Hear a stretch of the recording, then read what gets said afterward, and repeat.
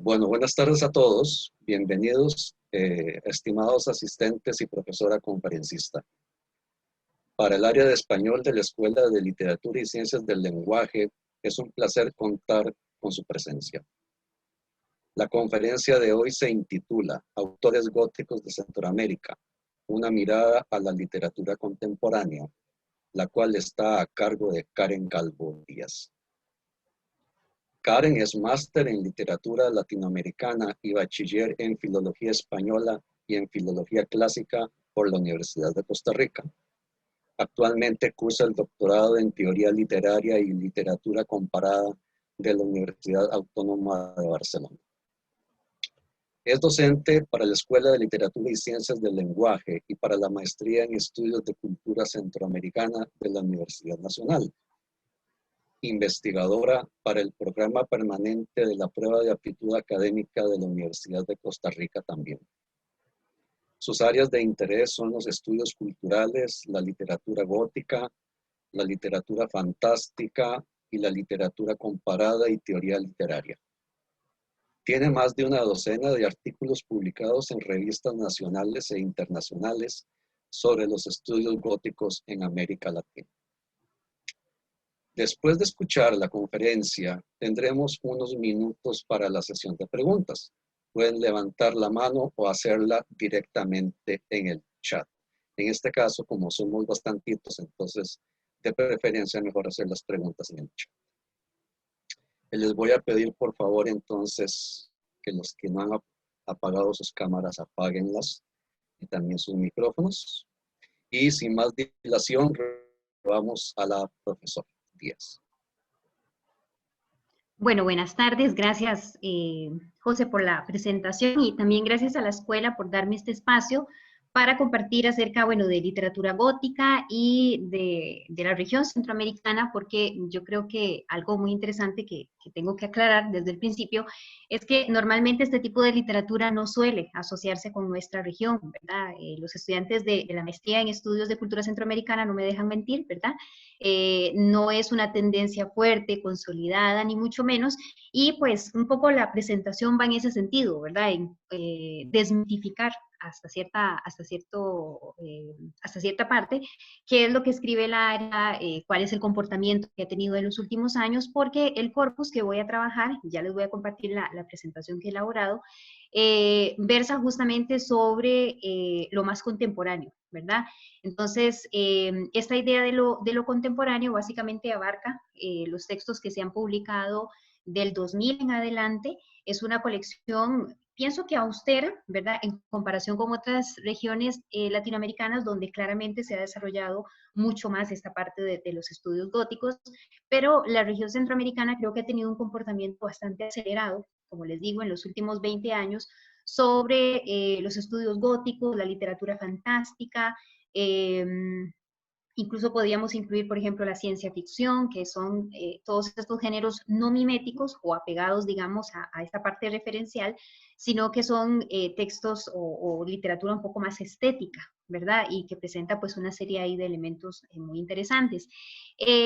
¿Bajo qué marco se inscribe esta presentación? Bueno, como decía José, yo ahorita estoy cursando un doctorado y justamente el tema que estoy trabajando es literatura gótica en Latinoamérica, pero ahora me voy a enfocar en Centroamérica porque de pronto me han salido muchos textos, ¿verdad?, que analizar y eso me tiene muy contenta y por supuesto que quiero compartirles algunas de esas primeras impresiones que ya voy elaborando, porque les digo que una de las principales razones, ¿no?, que motiva este estudio es que normalmente no se estudia, ¿verdad? O sea, no estoy diciendo con esto que soy la primera en hacer este acercamiento, ni mucho menos.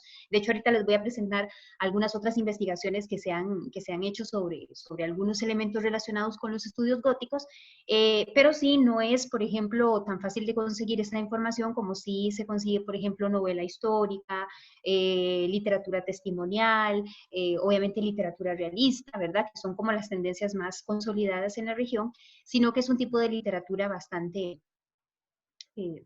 selectiva, ¿verdad? Por decirlo de alguna forma. Entonces, bueno, ¿por qué no se ha estudiado el gótico en la región? La pregunta pareciera resolverse fácilmente, ¿verdad?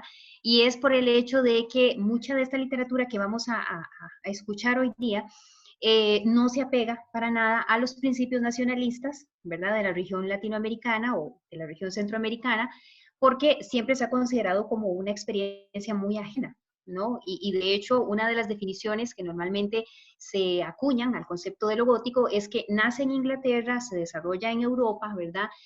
Pasa a los Estados Unidos también y a nosotros, ¿verdad? Nos llega este tipo de manifestaciones ya muy elaboradas, de tal forma que no nos da espacio o no le da espacio a los narradores justamente para hacer una aproximación al respecto, cosa que es completamente falsa, porque ahorita vamos a verificar y a observar en algunos textos que hay una apropiación de este tipo de estética en la región, pero realmente no persigue un modelo nacionalista como sí perseguía, por ejemplo, la literatura realista o de inicios del siglo XX, por lo menos aquí en Costa Rica y en algunos otros países de Latinoamérica. En Inglaterra, eso sí hay que mencionarlo, es muy interesante porque la literatura gótica sí se asocia con el nacionalismo inglés y de hecho tiene aspectos políticos este tipo de literatura que son muy, muy interesantes, pero que no tienen ese asidero, por ejemplo, aquí en Centroamérica. Otra razón por la cual no se estudia o no se estudió en el pasado este tipo de literatura es que normalmente son textos bastante subversivos, muy transgresores, presentan antimodelos en todo sentido. Ahorita ustedes van a ver los ejemplos de algunos que uno realmente se le para el pelo, literalmente, o sea, eso es como un escándalo, ¿verdad? Un poco para la moral de la época. Y por supuesto que estos antimodelos, como les digo, no eran compatibles con muchas de las ideologías que estaban presentes en la literatura o las literaturas nacionales. Entonces, el hecho de presentar, por ejemplo, demonios, fantasmas, vampiros, sujetos perversos, no era realmente algo que se favoreciera, ¿no? Porque incluso había críticos o personas que han dicho que es que la literatura también ha funcionado como un manual, ¿verdad? Y de hecho sabemos que en muchas partes del mundo la literatura fue muy pragmática, ¿verdad? Es decir, que era casi un manual de conducta para muchos sujetos, o así era asumida, aunque sabemos claramente que ese no es, o que esa no es la funcionalidad de la literatura. Pero bueno, ahorita lo vamos a ver un poquito más en detalle. Tiene que ver también el hecho de que es un género desprestigiado. Desde los estudios literarios, los estudios góticos son muy marginales. De hecho, hace poquito tuve una presentación también al respecto en un congreso muy interesante que se llamaba Exocanon, que es justamente toda esa literatura que no entra dentro de lo canónico porque no se considera incluso buena literatura. No va a ser extraño que, por ejemplo, ustedes vean que en algunos estudios o crítica califiquen al gótico de light, ¿verdad? O sea, que es una literatura muy banal, muy para pasar el rato, que no tiene nada de profundidad, y eso no es cierto, ¿verdad? En los últimos años yo creo que el género ha evolucionado mucho, se ha vuelto un poco más creativo, por lo menos en algunas regiones, pero sí hay que admitir que a inicios del siglo XIX, finales del XVIII, tal vez era un poco predecible incluso, ¿no? Y se volvió casi una especie de receta. Entonces, eso hizo que el género, pues de alguna u otra forma, se debilitara y que cargara con ese estigma que llegó justamente hasta nuestra región. Tiene una función menos ancilar, lo pongo aquí, es decir, es un género que no se esclaviza, ¿verdad?, a un aparato ideológico particular, a una concepción religiosa o lo que sea, sino que más bien es un tipo de literatura bastante, bastante libre, ¿no? En lo que propone, no tiene esa posición moralista, ¿no?, que se le ha acuñado a otro tipo de literatura, principalmente realista, ¿verdad?, o referencial, sino que es una literatura que peca de ser muy libre. Y justamente yo creo que por esa libertad creativa que presenta ese tipo de literatura, es que para algunos sectores, los más conservadores, no fue una literatura muy, muy adecuada y por eso no se promocionó ni su crítica ni la difusión. Porque algo que tengo que aclarar es que el hecho de que no haya crítica literaria no significa que los textos no hayan existido. De hecho, tenemos varios autores bastante viejitos, siglo XVIII, siglo XIX, que ya escribían justamente con estas calidades, ¿verdad? Entonces, en ese sentido hay que hacer esa aclaración, ¿no?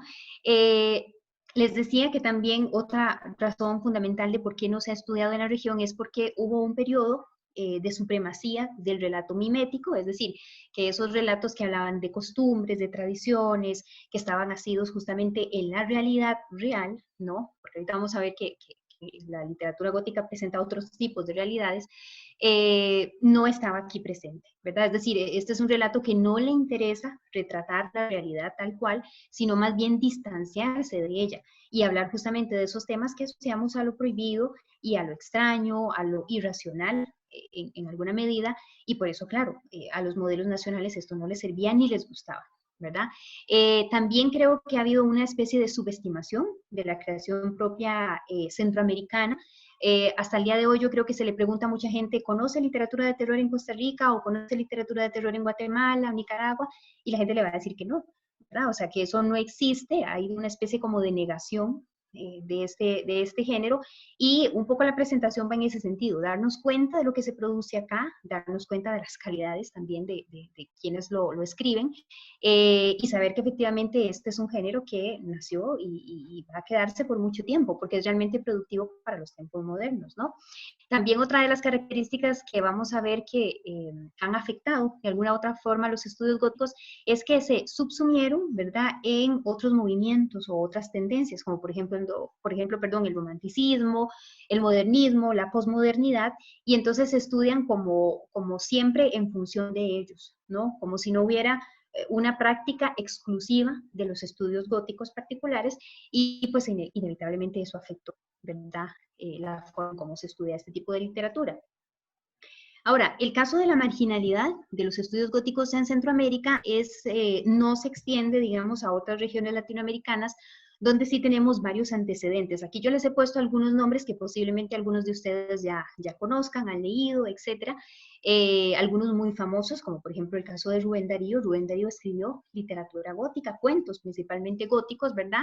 Junto con otros nombres muy famosillos como el de Horacio Quiroga, ¿verdad? El de Amparo Dávila, que es una mexicana, Carlos Fuentes, pero también de nombres que tal vez nunca hemos escuchado y que son centroamericanos también, como el caso de Froilán Turcios, que es un hondureño que escribe sobre vampiros, ¿verdad?, en el siglo pasado, y que en realidad la crítica apenas lo vio por encima. Y es interesante porque yo sí considero que, por ejemplo, este tipo de literatura nos atrae a todos, independientemente de cuál sea nuestra posición y nuestras convicciones, etcétera, porque es un género que habla de lo prohibido. Y en esa medida de que hablemos de lo prohibido o esté representado lo prohibido, pues va a haber una especie ahí de seducción, una especie de gusto, ¿no? Por esto que efectivamente no va acorde con lo moralmente establecido, ¿verdad? Entonces, estos nombres se los sugiero acá por si en algún momento quieren ustedes ampliar la información, sepan que ellos van en esta línea, pero ellos son del siglo pasado, ¿verdad? Ya para estos tiempos ahí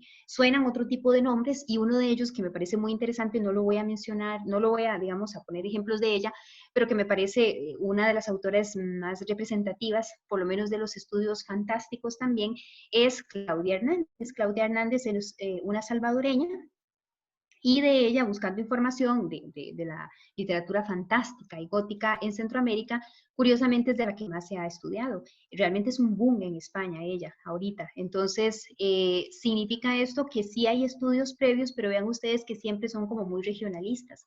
Es decir, siempre el enfoque es sobre uno, dos autores, una estética muy específica, pero no hay estudios panorámicos o al menos una especie de historia de la literatura gótica o fantástica en la región, que eso justamente ha hecho que se adolezca, ¿no?, de este tipo de estudios, y que en consecuencia la gente no los conozca. Porque algo que yo les digo siempre a mis estudiantes es que nuestras funciones, ¿verdad?, como profesores de literatura, como críticos literarios, es dar a conocer los textos, ¿verdad? Que la gente lea, porque sabemos de todas las virtudes y propiedades que tiene la lectura, y por supuesto que una de las cosas que puede atraer la lectura es leer lo que a mí me gusta, ¿no? Y es interesante porque, como les digo, la literatura gótica, desde que nació en el siglo XIX, allá por 1820, por ejemplo, cuando se publica una novela emblemática como Frankenstein, atrapó una gran cantidad de lectores, justamente porque se podía leer ahí las situaciones, las circunstancias que no pasaban en la vida real. Entonces, claro, las personas encontraron ahí como una especie de fuente de escape, que es también una de las propiedades que tiene la lectura. Entonces, por eso es importante tomar en consideración que existen autores y tendencias que no siempre son las mismas, y que además permiten que no se estereotipe una región solo por un tipo de literatura o de práctica artística particular, ¿verdad? Entonces, aquí se los dejo como referencia, porque me parece que es bueno anotar que sí se han hecho algunos intentos, ¿verdad? Hay antologías, por ejemplo, de relatos fantásticos centroamericanas, tesis, etcétera, pero vean ustedes que aquí lo que estamos viendo en la mayoría de estos estudios que les cito es el concepto de literatura fantástica, que me interesa que tengamos claridad en cuanto a sus diferencias sobre literatura gótica, porque muchos teóricos, por ejemplo, utilizan las dos categorías como sinónimo. Yo lo veo separado, ¿verdad? Y lo veo separado justamente amparada en varias propuestas teóricas que establecen algunas definiciones particulares, ¿verdad? Entonces, por ejemplo, la literatura fantástica es una literatura que, les digo, tiene más tradición en el continente, que se ha desarrollado en realidad prácticamente desde finales del siglo XVIII, y que además ha tenido un paradigma muy interesante y es romper con la racionalidad que la ilustración traía consigo, ¿verdad? Ustedes recuerdan que, por ejemplo, el periodo de la ilustración en Europa estaba muy interesado en racionalizar todo tipo de actividad humana. Entonces, claro, cuando este tipo de literatura que estaba relacionada a realidades completamente diferentes comienza a salir, contradice efectivamente todo lo que en la sociedad estaba pasando. Y justamente las personas comienzan a preguntarse por ese otro mundo que no conocemos y que generalmente problematizamos a raíz de nuestra concepción de realidad. Eso es exactamente lo que propone, por ejemplo, este teórico, David Roas, que es uno de los autores y teóricos de la literatura fantástica, digamos, más en boga, y él maneja varios elementos acerca de esta concepción. Entre esos elementos, como les pongo acá en la presentación, está el hecho de que todos manejamos una noción de realidad diferente, ¿no? Y en ese sentido, la literatura fantástica principalmente lo que va a hacer es debatir sobre esa convención de realidad que tenemos. En los textos góticos a veces ese debate de la convención de la realidad no está presente. Por eso es que yo hago esa diferencia, ¿verdad? Si bien es cierto, la literatura gótica nace gracias a los postulados fantásticos, no todo lo gótico es fantástico, ¿verdad? Y no todo lo fantástico es gótico. Eso es algo que les digo que no todos los teóricos están de acuerdo, entre ellos Roas. Roas considera que literatura gótica y literatura fantástica vienen siendo más o menos similares o tienen muchos puntos de encuentro, y yo creo que sí hay una distancia ahí que podríamos ir después mencionando, ¿no? También, por supuesto, que en los tiempos modernos, por ejemplo, en los que estamos ahorita, aparecen algunos otros conceptos como los de este filósofo, ¿verdad? Que sería este conceptito de la realidad virtual. Y la realidad virtual es justamente toda esa figuración de la realidad que, vamos a ver, en sentido estricto no existe, ¿verdad? Que es justamente, por ejemplo, la realidad que estamos teniendo en este momento. O sea, es una realidad que es inventada, ¿verdad? Que es formulada y que no es tal vez tan naturalizada como la realidad, como siempre la hemos percibido, ¿verdad? Entonces vean ustedes que lo que va teniendo como punto de encuentro de la literatura fantástica es toda esta problematización de la realidad y cómo yo me acerco a ella, ¿verdad? Por ejemplo, la típica literatura fantástica es aquella que se pregunta cuándo estoy soñando y cuándo estoy despierto, por ejemplo, cuándo estoy en ese estado de vigilia y cuándo estoy en el plano del onírico. Entonces, esto es muy interesante porque, claro, nos permite debatir sobre estas nociones de realidad, pero eso no necesariamente me conduce al terror o al horror, que sí es un elemento fundamental de lo gótico, ¿verdad? Entonces, en ese sentido hay una diferencia. Habrá, por ejemplo, otras nociones que se acercan a este concepto de lo fantástico, como por ejemplo, que gracias a lo fantástico ampliamos la noción de realidad, nos hace pensar en realidades alternas, completamente diferentes, que en otro momento no podríamos pensar. Y eso es algo, es una virtud que tiene la literatura. La literatura tiene la capacidad de transportarnos a otras realidades que fuera de la ficción tal vez no podrían ser posibles, ¿verdad? Entonces, en ese sentido es valioso el aporte. Y finalmente, también la literatura fantástica asocia a este otro conceptito de lo siniestro, que es un concepto muy famoso, elaborado por Freud, el padre del psicoanálisis, y entre otras cosas, él dice que justamente lo siniestro o lo ominoso es todo aquello que, siendo familiar, de pronto resulta no familiar, ¿verdad? Y entonces es el típico ejemplo que se pone, ¿verdad? Es, por ejemplo, cuando un objeto inanimado adquiere vida, y puede ser, no sé, un lapicero, pero si de pronto el lapicero comienza a moverse solo, opera justamente eso ominoso, porque ya entonces comienza a invadir otro aspecto u otra realidad que no era la que normalmente yo conozco, que es justamente la de la inmovilidad de los objetos, ¿verdad? Entonces, en ese sentido, lo fantástico va en esa problematización de la realidad. ¿Qué es lo que le interesa a lo gótico? Bueno, lo gótico, por ejemplo, está centrado en estos elementos que les menciono aquí, a partir de varios autores. Uno de ellos, Botin, que es tal vez uno de los teóricos más importantes de este tipo de literatura, y él dice que en el gótico todo es exceso. Y ustedes van a ver ahorita con algunos ejemplos que les voy a colocar que efectivamente la literatura de lo gótico es hasta barroca, si se quiere, ¿verdad? O sea, utiliza una incisión del lenguaje bastante fuerte, que no siempre es problematizar la realidad, sino, por ejemplo, crearme desagrado, presentarme escenas grotescas, experimentar miedo, terror, etcétera, ¿verdad? Y en ese sentido, pues sí, hay una especie de exceso. No en vano, el mismo concepto de lo gótico, ¿verdad? Habla o remite a lo bárbaro, ¿verdad? A eso que no es mesurado, a eso que estaba lejos de la tradición clásica, por ejemplo, que recuerdan ustedes que era muy limpia, muy pura, muy ordenada, y más bien el gótico invita al desorden, al caos, ¿verdad? A la entropía, como le denominan algunos teóricos, ¿verdad? También, evidentemente, en la literatura gótica vamos a hablar del mal, de todas sus manifestaciones y sus formas, todas sus metáforas, toda su simbología va a estar ahí representada. Entonces las figuras diabólicas, por ejemplo, vampiros, fantasmas, poseídos, monjes, todos estos personajes van a aparecer ahí porque ese es el campo de acción. Hoy en la mañana veíamos con el otro grupo que estoy... que tenemos un curso del siglo de oro, veíamos el mito de Don Juan, y es interesante porque ese mito, por ejemplo, a lo largo de la historia ha logrado sobrevivir porque justamente la figura de Don Juan es muy perversa y es muy seductora y está asociado al mal, por ejemplo, a la soberbia, a la lujuria, a todo tipo de pecados, ¿verdad? Y es interesante porque este tipo de literatura gótica es lo que hace, ¿verdad? Es decir, nos acerca al mal, y eso tiene que ver porque, claro, la naturaleza humana está más inclinada al mal que por eso es que a nosotros nos interesan estos temas, ¿verdad? No para hacer el mal, pero sí para posicionarnos frente al mal, ¿no? Y todas sus representaciones y manifestaciones que por lo demás son sumamente artísticas, ¿no? Por eso les anoto aquí también la concepción de Juan García Ibora sobre esa concepción que les digo, o esa dicotomía entre el bien y el mal, y también esta otra noción última que me parece muy interesante, que tiene que ver con lo que el deleite o el placer que yo experimento frente al horror. Y si ustedes han visto literatura, perdón, han visto películas de terror o de suspenso, los mismos thrillers, por ejemplo, se darán cuenta que uno realmente es masoquista cuando está frente a este tipo de experiencias. O sea, son experiencias que le van a generar una especie de disgusto, pero uno sigue ahí. Y algo así sucede con la literatura gótica, ¿verdad? En ese sentido es una literatura que invita a una discusión muy interesante, ¿no?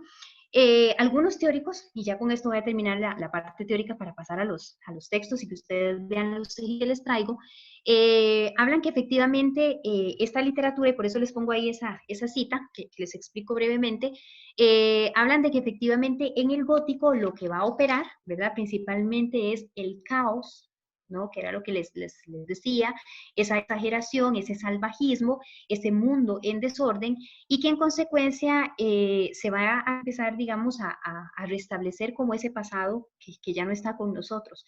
Por eso es que algunos consideran que es como muy anacrónica, algunos de los elementos que posicionan al gótico como estética, porque le gusta justamente volver atrás, volver a lo bárbaro, volver, digamos, a esos principios elementales del ser humano. Y es curiosísimo porque Lovecraft, que es un autor también de lo gótico y de lo fantástico, dice que efectivamente nosotros tenemos una atracción por el miedo porque desde que nacemos al miedo, ¿verdad? Es decir, el primer gesto, por ejemplo, que tiene un niño al nacer es el llanto, y se supone que está relacionado justamente con esa incertidumbre que tiene por la vida que le va a tocar. Y es interesante porque les digo que en estos textos operan miedos que son universales en algunas ocasiones, en otros son mucho más específicos, pero generalmente son miedos que todos en alguna medida hemos experimentado. Entonces de ahí el valor justamente de este tipo de literatura, en la que además podemos ir viendo que evoluciona a medida también que el cambio de valores evoluciona, ¿no? Es decir, que hay un cambio en el paradigma de comportamiento que se evidencia justamente acá en la literatura gótica. Bueno, eso era básicamente lo que quería aclararles sobre esta concepción. Aquí yo les comparto, bueno, mi propia definición del gótico, que como les digo está todavía en elaboración, porque, pues bueno, es un concepto un poco complejo y que por supuesto se adapta a las necesidades, digamos, de nuestra región. Y esa adaptabilidad a nuestra región es lo que quisiera discutir con ustedes. Entonces, aquí he puesto algunos de los vínculos que se han establecido, por ejemplo, en la región centroamericana con lo gótico, y vamos a ir discutiendo algunas. No les he traído ejemplos de todo porque, bueno, se nos haría muy grande la presentación, pero sí por lo menos con algunos aspectos que pueden ayudarnos a entender cómo este gótico contemporáneo o este gótico moderno se está manifestando en nuestra región. Entonces, el primer caso que les pongo es este, lo que he denominado como gótico político, que es un tipo de gótico que está asociado justamente a una posición de carácter más ideológico, si se quiere. Y el caso que les cito es el de Vanessa Núñez Handal, que es una salvadoreña que escribe este micro relato que se llama Látex. Está publicado en un texto que se llama Espejos del 2015 y que ahí veo a Guillermo conectado y le agradezco porque fue él el que me enseñó el textito y me presentó a Vanessa Núñez, que yo no la conocía, porque tengo que decir que uno de los desafíos que tiene también estudiar este tipo de literatura es que para la región centroamericana es muy difícil traficar literatura, ¿verdad? Prácticamente es por referencias, por contactos personales que logramos tener acceso a algunos textos y ahora por dicha del Internet, que nos ayuda a tener acceso a alguna de esta información. Este cuento está completo, por eso tal vez no se ve tan clarito porque se los he puesto completo, y esto es una característica que está teniendo el gótico en la región, tanto centroamericana como latinoamericana. Estamos partiendo de microficciones, entonces hay una relación muy importante entre la brevedad y el horror, que antes ocupaba muchas páginas y ustedes van a ver que si consultan, por ejemplo, literatura gótica inglesa, eran unos novelones a veces de 500, 600 páginas, para generar este ambiente gótico de terror, mientras que ahora son sumamente breves. Y un ejemplo de este sería el caso de esta salvadoreña. El texto básicamente está contextualizado en una morgue, ustedes lo pueden ir siguiendo, yo nada más he resaltado algunas partes que me interesa destacar, le he denominado este tipo de manifestación como gótico político porque para nadie es un secreto que la región centroamericana ha estado envuelta en una serie de conflictos de carácter bélico y político que inevitablemente se traducen a su literatura. Es decir, prácticamente nuestra literatura, la literatura de la región centroamericana está afectada por la política, por decirlo de alguna forma, desde 1960 a la fecha. Claro, lo ha ido haciendo o se ha ido desligando tal vez de esa perspectiva política poco a poco, pero incluso en un género como el gótico, que uno podría decir, no, es que el gótico le interesan los terrores de otro tipo, bueno, hay una representación política. ¿Qué es lo que pasa? Bueno, lo que pasa en este tipo de literatura gótica es que no se dice explícitamente esa referencialidad política, ¿verdad? O esa crítica histórica, o etcétera, como podría hacerse en una novela histórica o una novela testimonial donde claramente nosotros sabemos que a eso es lo que vamos y eso es lo que vamos a encontrar en el texto. Aquí no, aquí se trata mucho de contextualizar el texto y de saber que metafóricamente se están utilizando algunos elementos para poder hablar de estos síntomas políticos en la narrativa. El caso, por ejemplo, de Vanessa Núñez, a mí se me parece mucho al de Mariana Enríquez, no sé si la conocen, es una autora argentina y ella también, ella utiliza el texto gótico y la metáfora, por ejemplo, de la muerte, de los cuerpos desmembrados, de la desaparición, para hablar justamente de los estragos políticos en Argentina. Entonces es una estrategia, ¿no?, que utilizan muchos autores para encubrir una crítica y darle también posicionamiento político, como les digo, al texto. Aquí les he señalado algunas partes, como les decía, estamos ambientados en una morgue donde llega un cuerpo sin identificación, como tantos aquellos que hubo después de los conflictos bélicos, así es que no es nada extraño. Impera un ambiente totalmente frío, ¿verdad? Y bueno, qué cosa más terrible que una morgue, o sea, nadie quiere estar ahí. Yo creo que no se necesita explicar por qué es que nos da miedo, el cadáver siempre ha sido un síntoma o una manifestación de degradación y por eso nos da tantísimo miedo y asco también. Y ese ambiente es curioso porque aquí se contrasta con el ambiente médico que se supone que debería superar como esos miedos incluso primitivos, ¿no?, que nosotros tenemos y que nacen justamente de la repulsión que el cadáver nos genera. Y es interesante porque aquí incluso el médico, ¿verdad? O el médico en este caso, empieza a experimentar terror, angustia, desesperación y un montón de sentimientos más cuando está frente al cadáver, ¿no? Y ese cadáver, como les digo, fue dejado ahí por dos agentes policiales, como dice el texto, lo dejaron ahí como si fuera cualquier otra cosa, y como les digo, eso es muy cercano a lo que pasa en otro tipo de literatura política, donde los cuerpos no tienen nombre, no tienen identidad, y simplemente son objeto de estudio, ¿verdad? Desde el punto de vista científico. El texto, pero además, también, bueno, presenta un cuerpo grotesco, que eso es algo fundamental para poder entender este tipo de literatura, por lo menos en Centroamérica. Creo que todos los textos que les estoy presentando, que les voy a presentar, tienen en común eso, ¿no? Que son cuerpos abiertos, degradados, desmembrados, viscerales, ¿verdad? Cuerpos que, como en este caso, no pueden clamar justicia, y al final, si lo ven acá, donde dice minutos interminables transcurrieron, y como nadie se acercaba a la sala, a tientas se desplazó por la habitación. Vamos a subir aquí porque creo que me corta un poquitito ahí. Entonces, perdón, me devuelvo al final del relato. Dice lo siguiente: minutos interminables, perdón, transcurrieron, y como nadie se acercaba a la sala, a tientas se desplazó por la habitación. Su antebrazo rozó el cabello húmedo y marchito del cadáver. Sus pies tropezaron con una de las mesillas de ruedas. El ruido la sobresaltó. Avanzó unos pasos hasta que su mano sintió el frío del metal de la puerta voladiza. Buscó la ranura, la empujó despacio, y cuando estaba a punto de salir se detuvo. Giró la cabeza, agudizó el oído. Estaba segura. Había escuchado a sus espaldas con claridad el sonido viscoso de guantes estrujando. Pues claramente, ¿verdad? O sea, estamos viendo que el paso de la vida a la muerte es bastante escaso en este relato, y que por supuesto toda la atmósfera está construida para que nos genere terror, que es efectivamente con lo que juega mucho la película, por ejemplo, y el discurso cinematográfico, que todos estos efectos que nosotros leemos los generan a partir del sonido, a partir de, por ejemplo, bueno, la construcción de los sentidos, y que aquí en el espacio literario somos nosotros los que tenemos que imaginar, ¿verdad? Y eso obviamente parte de un contrato de lectura. Cuando nosotros leemos literatura gótica, tenemos que ir con el firme propósito de asustarnos, ¿verdad? No hay nada. Después tenemos otro tipo de gótico que también podríamos decir es muy, muy presente, o está muy presente en la literatura centroamericana, que es lo que como un gótico grotesco. Suena redundante, ¿verdad? Pero no todo lo gótico, por lo menos ahora, va en esta línea. Van a ver ustedes que hay como un gótico un poquillo más limpio en cómo se maneja, pero este gótico grotesco es muy particular, no exclusivo del área, por supuesto. Creo yo que es un ingrediente fundamental de los relatos de terror.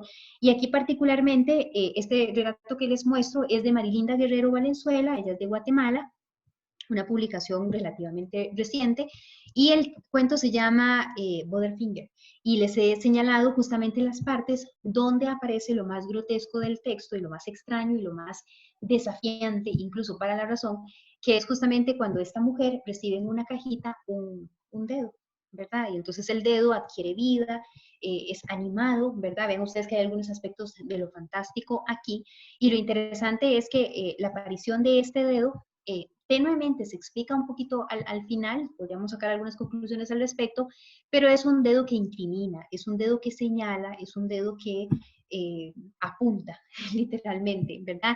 Y en ese sentido es muy interesante porque mucha de la literatura gótica, si bien es cierto, no tiene esa carga moral o moralizante o didáctica, que sí tuvo otro tipo de literatura, por lo menos sí vincula mucho como estos sentimientos de culpa que puede experimentar una persona, y que, claro, necesita metaforizarlos para que se puedan entender.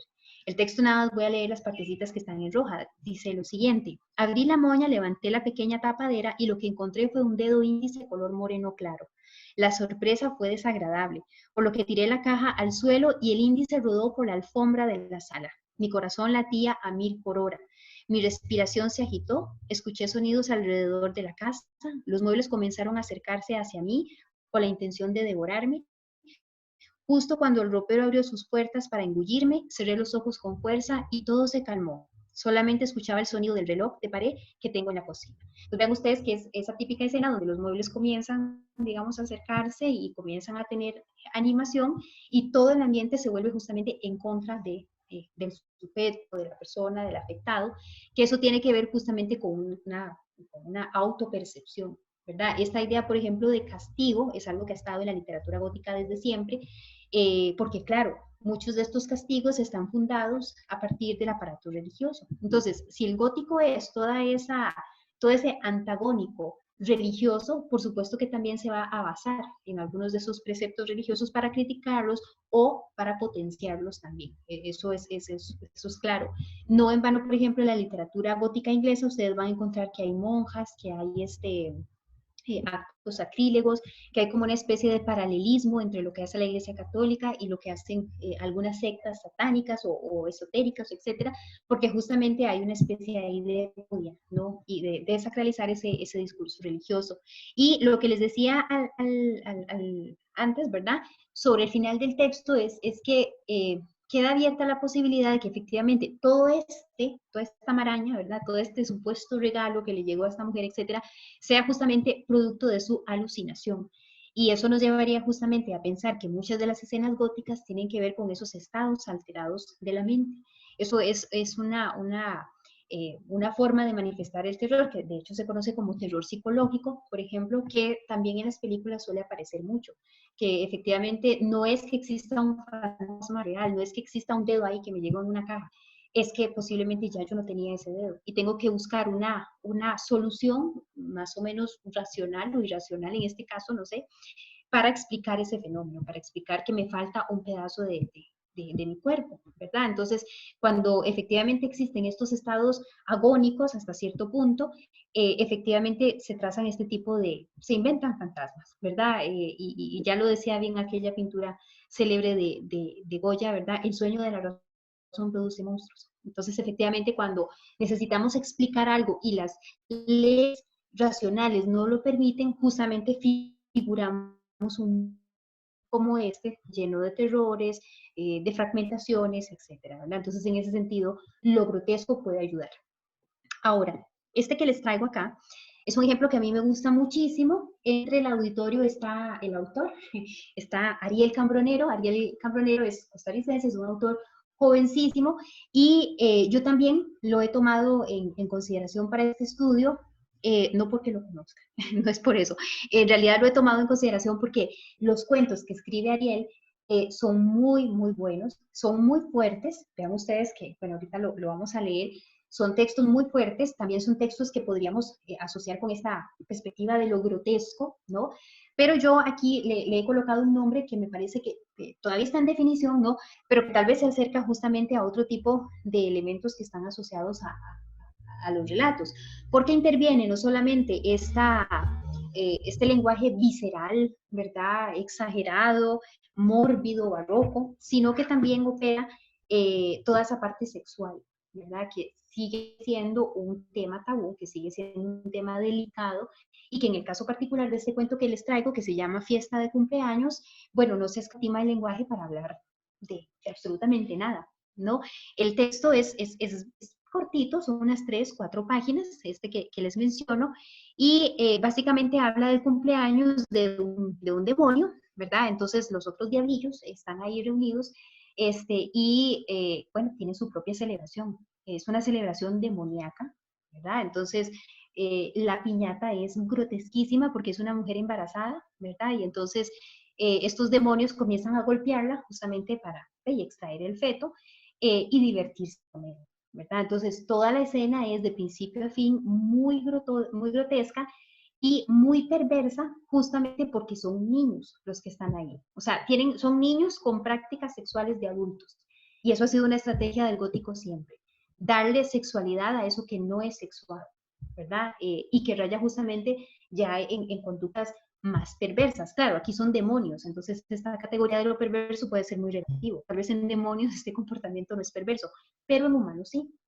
Y además, una de las cosas que aparece en este tipo de gótico, que me parece que uno, como les digo, uno de sus máximos representantes es Ariel, es el hecho de que el texto goza y se realmente en el mal ajeno. Hay una perversión porque constantemente en el rato, que es por lo demás muy rabeliano, ¿verdad? Es decir, parece mucho al estilo de Gargantúa y Rabelais, presenta como esta carcajada o esta mueca, ¿verdad? O este goce a partir de la degradación de los otros, Y bueno, a nosotros como lectores nos genera una serie de emociones muy, muy particulares.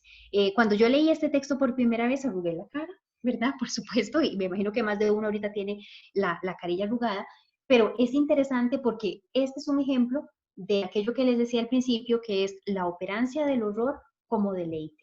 Es increíble que en un texto donde aparezcan estas figuras tan fuertes y esta representación de la parte sexual tan evidente y tan grotesca, lo sigamos leyendo y nos siga pareciendo hasta cierto punto bello, ¿verdad? Porque es una concepción, bueno, bello no, feo, pero recuerden ustedes que también nosotros experimentamos deleite frente a lo feo, ¿verdad? O sea, esa concepción de que solamente lo bonito era objeto de arte, eso cambió hace muchísimo, muchísimo tiempo y sabemos que el gótico se apropia de esa noción relativa de belleza y de fealdad para construir los textos.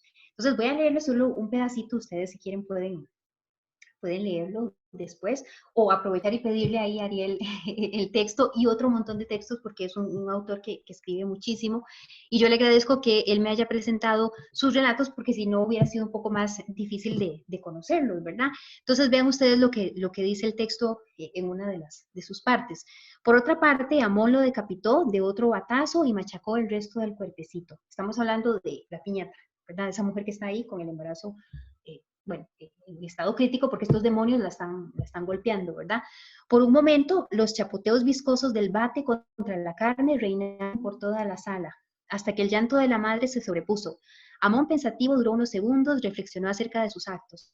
Explotó en carcajadas, se bajó los pantalones y liberó su pene. Se agachó sin apartar la vista de la madre, agarró un poco del puré de feto en el que habían convertido a su hijo y tras captar la atención de ella se masturbó con los despojos. Y más adelante dice, los niños se sentaron en la mesa, admiraron el banquete, hombre empalado con una manzana en la boca, cual cerdo navideño, bañado en una salsa de semen y menstruación, acompañado con unas tetas de mujer al horno que reposaban a los lados, cerca de las costillas. En sus copas gorgoteaba la mejor orina rancia que pudieron encontrar, perfecta para este tipo de festividades. A Belcebú, para variar, le eyaculaba la boca con solo imaginarse el sabor que le esperaba tras cada mordisco. Lucifer se percató de la impaciencia de su amigo, así que sin más preámbulos aplaudió 3 veces para iniciar la cena. Y ahí sigue el texto. Si ustedes se dan cuenta, también otra categoría que está operando aquí con evidencia es la del carnaval. Todo actín está aquí, ¿verdad? Y en ese sentido, yo creo que esta asociación con lo carnavalesco sí es muy propio de la región, de tal forma que nos permite justamente ver por qué es que es tan grotesco y tan risible y trágico al mismo tiempo lo que se va presentando, ¿no? Este es un tipo de gótico que, como les digo, es muy poco frecuente, por lo menos en lo que yo llevo revisando. El otro tipo de gótico que yo he encontrado está más asociado a lo fantástico, por ejemplo, y al cinismo que ahorita les presento, pero este gótico, ¿verdad? Que ya raya un poco más como en la parte más satánica, incluso es realmente una perla negra, ¿verdad? Es poco frecuente encontrarlo y por eso me parece importante destacar la figura de Ariel, a quien nuevamente le agradezco habérmelo compartido, ¿no? El otro tipo de gótico que vamos a ver en la región, que me parece mucho más habitual, es el gótico cínico. Este concepto de cínico no es propio, no es mío, es de una autora que se llama Beatriz Cortés. Ella lo utilizó principalmente a la novela centroamericana que se escribió después de la posguerra, ¿verdad? Entonces, lo que ella define un poco como lo cínico es justamente la presencia de esos personajes que, bueno, son pesimistas y que son producto de esta etapa de desencanto, ¿verdad?, que hubo en la región.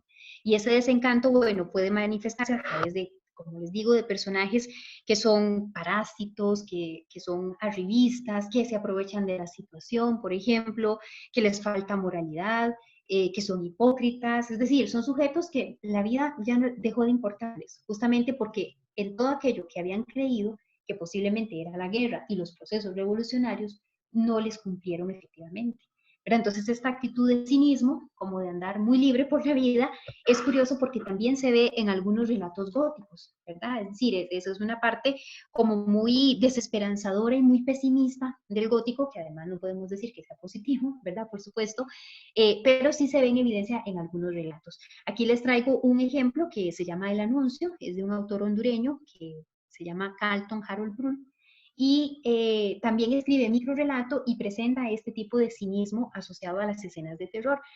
Aquí estamos frente a un pseudo vampiro, ¿verdad? Y digo que es un pseudo vampiro porque vean ustedes que en alguna parte del texto se habla de que a este tipo le gustaba antes, en el pasado, salir de cacería, ¿verdad? Y tomar sus presas, etcétera. Y la figura por excelencia que en el gótico remite a esta noción de cacería es el vampiro, ¿verdad? Principalmente salía en las noches a beber la sangre de doncellas y después de muchachos también, etcétera. Pero le gustaba como esa actividad más animalesca y justamente eso es uno de los elementos que aparece aquí. Ahora, ¿qué es lo cínico en el relato? Principalmente el final, ¿verdad? Es decir, es un hombre que tiene planeado absolutamente todo, ¿no? Pero que vive justamente como cual parásito, ¿no? De las mujeres que logra seducir para que lleguen a cuidarlo a su casa. Y después las mata y evidentemente, bueno, se las comerá o hará lo que él quiera, pero utiliza una estrategia bastante vil desde mi perspectiva, que es desestabilizar los escalones y entonces las jóvenes ya entran mal, ¿verdad? A su casa, por lo menos este ejemplo que se nos pone aquí, él pone un anuncio en el periódico, dice, necesito una muchacha para que me ayude a limpiar la casa o lo que sea, a cuidarme a mí. Ya ellas cuando entran a la casa han caído en uno de los peldaños, ¿verdad? Y entran lastimadas y claro, él les ofrece ayuda y la ayuda básicamente consiste en ofrecerles un pañuelo bañado en cloroformo.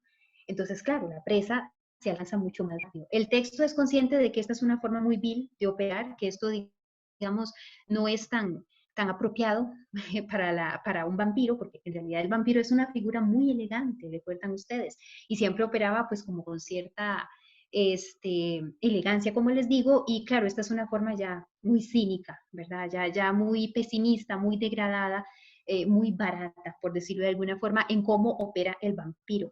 Y vemos que es un vampirillo más tropicalizado, que esa es una noción que también se puede trabajar sobre este tipo de literatura, que aparecen esas figuras canónicas clásicas ya de una forma completamente adaptada al contexto. ¿No?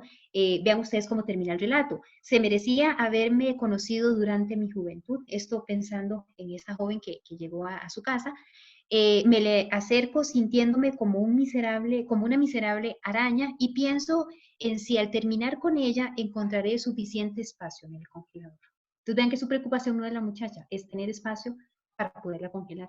Entonces, claramente toda esta hipocresía y todo este supuesto sentimiento, ¿verdad? De, ay, qué pecado, pobrecita, va a tener que morir, se cumple perfectamente en el texto y vemos que además su conducta es esa arribista, porque el vampiro toma una presa y no requiere mucho trabajo al respecto. Entonces ahí vemos operando esta categoría de los cinco. Para ir ya terminando, porque creo que me he extendido muchísimo, tengo este ejemplo que es de literatura, o más bien del gótico fantástico, que como les digo, tal vez es la forma más clásica de entender algunos de los elementos asociados al gótico, que es cuando aparecen los clásicos motivos fantásticos en los relatos de terror. Y cuando hablo de los clásicos motivos fantásticos es, por ejemplo, la muerte, el desdoblamiento y lo onírico. Esos son como tres aspectos muy asociados siempre a lo fantástico. Y aquí en este relato operan perfectamente. El texto se llama Ojos Negros, Ojos Azules, es de otro costarricense, José Ricardo Chávez, quien además es el autor que tal vez ha estudiado más los textos góticos y todas estas manifestaciones no miméticas en Costa Rica. Y en este relato, bueno, justamente habla de esta transmutación que un hombre va experimentando cuando se coloca unos lentes. Entonces él tenía los ojos negros, se pone estos lentes y al ponérselos comienza a cambiar su personalidad, su forma de ver el mundo, la imagen que representa en el espejo va cambiándose y él comienza a comportarse como un francés, ¿verdad? Como un francés de época del siglo XIX, ¿verdad? Decimonónico.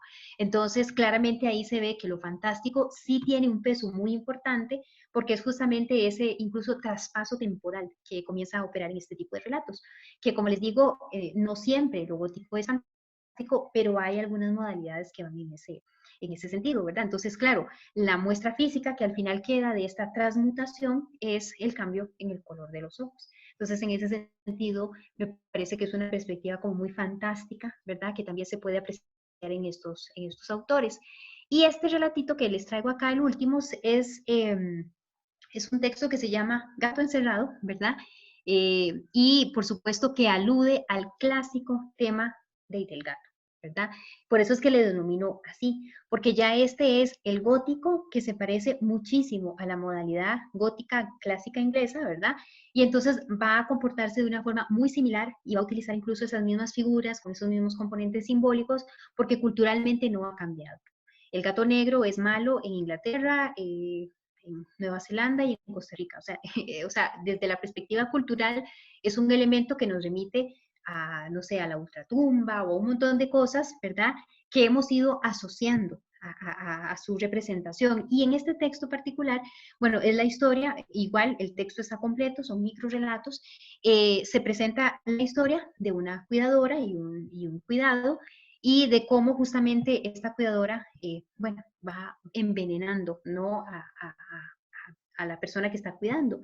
Y el único augurio, ¿verdad?, de este comportamiento es el gato, ¿no? Y entonces en el gato también se reúnen, ¿no?, una serie de condiciones asociadas a la perversión, al mal. Es un ente que no se sabe en cuál de las dos límites está, ¿verdad?, si es del bien o del mal, etcétera. Entonces ven ustedes que ahí empieza a operar mucho esa parte simbólica y ese referente cultural que todos tenemos asociado a las particulares de la perversión o del mal, etcétera, ¿verdad? Entonces, el texto se llama Gato Encerrado, les decía, y es de Ligia María Orellana, que es tal vez la autora más reciente que tengo de estar consultando, porque como les digo, estos autores van saliendo poco a poco y es un trabajo, pues, irlos recopilando. Algunas conclusiones ya para cerrar y para saber si alguno tiene alguna pregunta o alguna consulta al respecto. Básicamente lo que podemos decir de esta región es que, bueno, estos textos, ustedes vieron, no tienen preocupaciones estrictamente identitarias, todos están dentro de un aspecto o de un ambiente muy caotizado, que podríamos denominar como entropía, ¿verdad? Es decir, ese desorden del sistema, ese desorden molecular que aparecen en los relatos y que por supuesto nos remiten a todos estos mundos bajos, viscerales, escatológicos, transgresores, prohibidos, perversos, malos, como quieran llamarlo, pero que no son los modelos incluso de conducta que se favorecen en la sociedad, ¿verdad? Y claro, la literatura se aprovecha de eso porque pareciera que es el único espacio donde se puede hablar de este tipo de preocupaciones. Vean ustedes también que en algunos de estos relatos se enmascaran las preocupaciones del tiempo post, ¿verdad? Que sería justamente la postrevolución, la posguerra, la postdictadura y el tiempo en el que estamos, que es la postmodernidad. Entonces, en ese sentido hay una mezcla muy importante.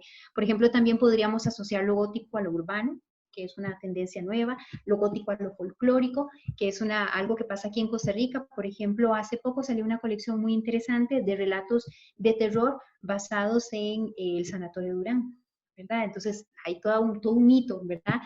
Todo un folclore al respecto tejido ahí que sirve de ambiente, por ejemplo, para la construcción de estas historias, y eso pasa también en otras regiones de Centroamérica.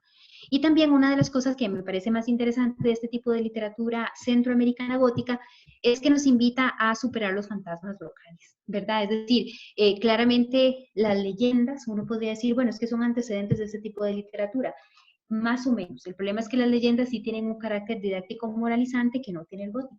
Por esa razón es que el Cadejo, la Llorona y todas estas construcciones no son góticas, esos son leyendas y servían para asustar a la gente con razones y con convicciones muy específicas, ¿verdad? Es decir, con un pragmatismo de fondo, mientras que en el gótico no. Y vean ustedes que más bien aquí se habla de otro tipo de fantasmas, ¿verdad? Y se presenta mucho esta idea de que el monstruo actual soy yo, el monstruo es el otro, por ejemplo, que esa es una construcción que también otro compañero de la maestría está trabajando, Guillermo, que está hablando acerca de lo monstruoso, ¿no? Entonces, en ese sentido, bueno, eso lo podríamos concluir.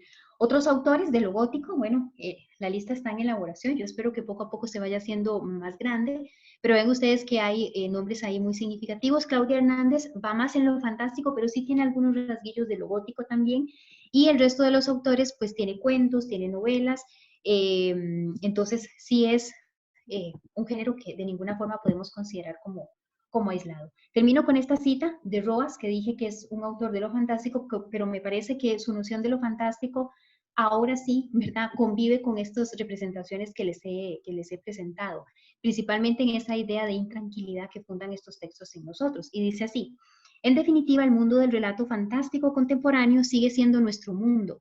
Seguimos viéndonos representados en el texto, nuestros códigos de realidad arbitrarios, inventados, pero esto es lo importante, compartidos, no solo no dejan de funcionar cuando leemos relatos fantásticos, sino que actúan siempre como contrapunto, como contraste de unos fenómenos cuya presencia imposible problematiza el precario orden o desorden en el que fingimos vivir más o menos tranquilos. Así es que muchas gracias y bueno, quedo abierta a las consultas, dudas o quejas que existan al respecto.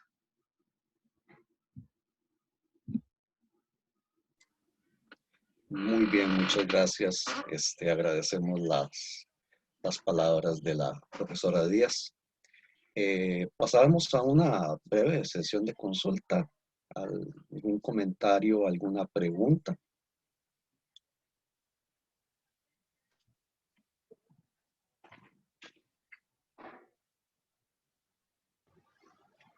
Profe, ¿me escucha, sí? Adelante. Bueno, a mí me parecía muy interesante, ¿verdad? Ahora que usted mencionaba este caso del gótico grotesco, de denomina usted, ¿verdad? Con ese textillo de esta mujer que usted decía que tenía que ver un poco con los estados alterados de la mente, ¿verdad? Que ella experimentaba en consecuencia de la pérdida, ¿verdad? De ese miembro, porque hay un fenómeno, ¿verdad? Que se denomina síndrome de miembro fantasma, ¿verdad? Ajá. Y básicamente sería como ese cuadro de sensaciones que la persona empieza a experimentar, dolor, picor, etcétera, en consecuencia de eso, ¿no? De la pérdida de algún miembro de su cuerpo o también de alguna mutilación, etcétera. Que era algo que, digamos, yo estaba también interesada, ¿verdad?, en buscar en la literatura, y ahora que se presenta este texto, pues me parece un buen punto de partida, ¿verdad?, también para empezar ahí un poco a explorar, ¿verdad?, esa otra parte, y también relacionarlo con una práctica que está así digamos, en la escena referencial, ¿verdad?, porque es algo que le sucede a muchas personas. Entonces, exacto. Pues, Exacto. Y ahora a partir del comentario de Ashley, recuerdo, bueno, que también no hice una aclaración, y es que una de las dificultades que tiene también el estudio de este tipo de literatura es que no es tan sistemática en los autores. Hay autores que posiblemente solo tengan un relato, un textito, etcétera, que sea gótico, y tal vez el tipo de literatura que escriben normalmente es distinto, ¿verdad?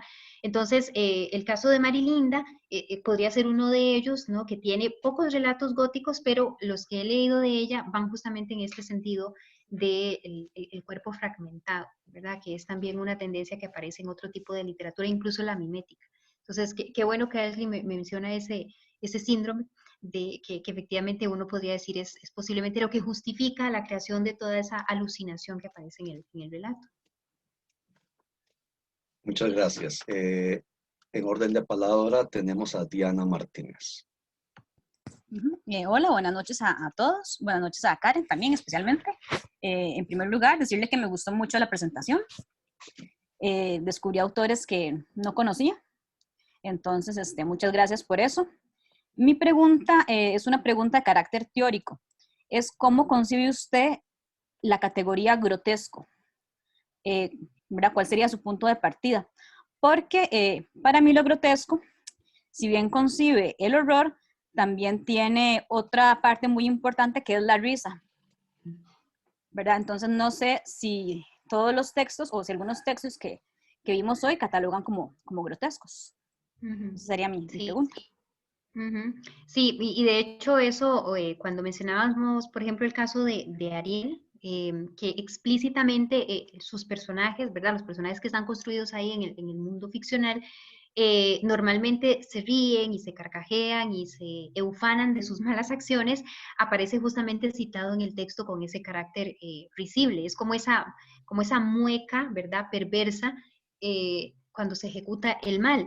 Y efectivamente sí, cuando yo hablo de lo grotesco es justamente cuando aparece toda esa representación que normalmente está asociada, digamos, como la ausencia de la norma, incluso de higiene, de orden, de cordura, ¿verdad? De mesura, y más bien se sale y representa estos cuerpos mórbidos, viscerales, exacerbados, barrocos, feos, que es justamente esa sensación que produce lo grotesco, asociado incluso al asco, ¿verdad? Pero como usted bien dice, el asco en estos tipos de relatos generalmente también tienen ese guiño de mueca, ¿verdad? Que como les decía, es incluso una perspectiva bactiana, ¿verdad? O sea, en Bakhtin ya encontramos que lo grotesco está justamente o opera en armonía con la risa. Entonces, presenta como esta idea de una tragicomedia, ¿verdad? Que pareciera que es incompatible con el gótico porque frente al gótico experimento terror, miedo, llanto incluso, pero risa. La risa es como, casi ha sido una característica muy, muy poco relacionada con el miedo, pero vemos aquí que claro, que cuando el mal es el que está operando, de parte de él sí puede generarse esta risa que a nosotros nos genera una potencia, este sentimiento de lo grotesco, ¿verdad? Sí, muchas gracias. Este texto, el del autor costarricense, el del cumpleaños, también me recordó un poco a Iwasaki, ¿verdad? Justamente por ese asunto de lo grotesco, ¿verdad? Cuando la risa se une con el horror. Muchas gracias, Karen. Gracias a usted, Diana. Bien, tenemos espacio para un par de comentarios o preguntas.